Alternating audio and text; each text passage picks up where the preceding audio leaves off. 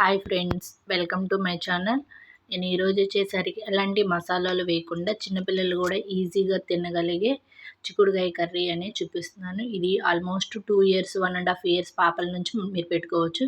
First వచ్చేసి stove on చేసుకొని దాని మీద ఒక 2 స్పూన్స్ ఆయిల్ వేసుకొని, గ్రేవీ కర్రీ కాబట్టి కొంచెం ఎక్కువే పడుతుంది. అండ్ దాంట్లో పోపు వేసుకొని, పోపు కొంచెం ఫ్రై అయిన తర్వాత మనం దాంట్లో ఆనియన్స్, కరివేపాకు వేసుకొని అవి కొంచెం లైట్ గోల్డెన్ కలర్ వచ్చిన తర్వాత, ఇన్ కేస్ మీ పిల్లలు పచ్చిమిర్చి తినగలిగితే ఈ స్టేజ్లో పచ్చిమిర్చి కూడా వేసుకోవచ్చు. అండ్ మన కర్రీకి సరిపడినంత టమోటాలు అండ్ చిక్కుడుకాయలు వచ్చేసరికి ఈక్వల్ క్వాంటిటీ తీసుకోవచ్చు. టమోటాలు ఎక్కువైనా పర్వాలేదు, కానీ తక్కువగా తీసుకుంటే మనకి గ్రేవీ అనేది ఎక్కువ రాదు.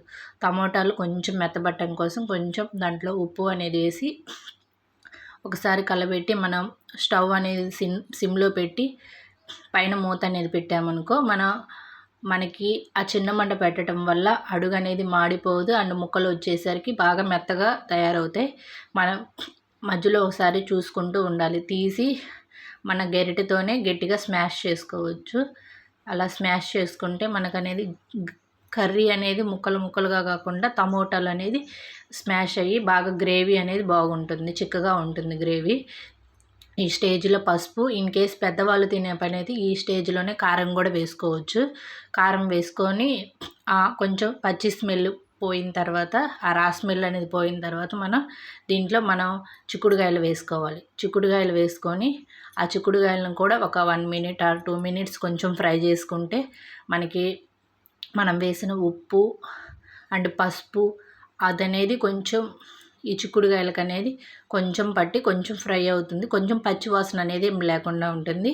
మనం తర్వాత మన గ్రేవీకి కనబడి అంటే మన గ్రేవీకి ఎంత థిక్నెస్ కావాలో అండ్ చిక్కుడుకాయలు ఉడకటానికి ఎంత వాటర్ కావాలో అన్ని వాటర్ అయితే పోసుకొని, అవి అయిన తర్వాత మనం మూత అనేది పెట్టుకోవాలి. మూత పెట్టుకున్న తర్వాత దీంట్లోకి నేను వేసే మసాలా ఏంటంటే ధనియాలు, జీలకర్ర, కొబ్బరి, చిన్నులపాయ అవి అనేది మిక్సీ పట్టేసి ఆ పౌడర్ అనేది నేను చిక్కుడుకాయలు మనం ఒకసారి చెక్ చేసుకుంటే అవి మెత్తబడ్డాయి అనుకో, ఈ స్టేజ్లో మనం వేసేసుకుంటే మసాలా పొడి వేసుకున్న తర్వాత అయినా మళ్ళీ ఒక సిమ్లో పెట్టేసి ఒక 5 మినిట్స్ బాగా ఉడకనిస్తే మనం వేసిన మసాలా ఫ్లేవర్ అనేది కర్రీకి పడుతుంది. అండ్ మసాలా యొక్క పచ్చి వాసన అనేది ఏం లేకుండా ఉంటుంది. మూతపెట్టి ఈ స్టేజ్లో మీ పిల్లలకి కానీ కారం తినని పిల్లలు ఉంటారు కదా, అలా 1.5 ఇయర్ 2 ఇయర్స్ పాపలకైనా ఎవరికైనా సరే ఈ స్టేజ్లో మీరు కొంచెం తీసి పిల్లలకు పక్కన పెట్టేసి తర్వాత మన కర్రీకి సరిపడినంత కారం అనేది వేసుకొని ఒక 5 మినిట్స్ మళ్ళీ మూత పెడితే మనం వేసిన కారం అనేది పచ్చివాసన లేకుండా ఉంటుంది. అండ్ ఫైనల్గా కొత్తిమీర వేసుకొని గార్నిష్ చేసుకుంటే మన టమోటా చిక్కుడుకాయ కర్రీ అనేది రెడీ అవుతుంది. Thank you so much friends.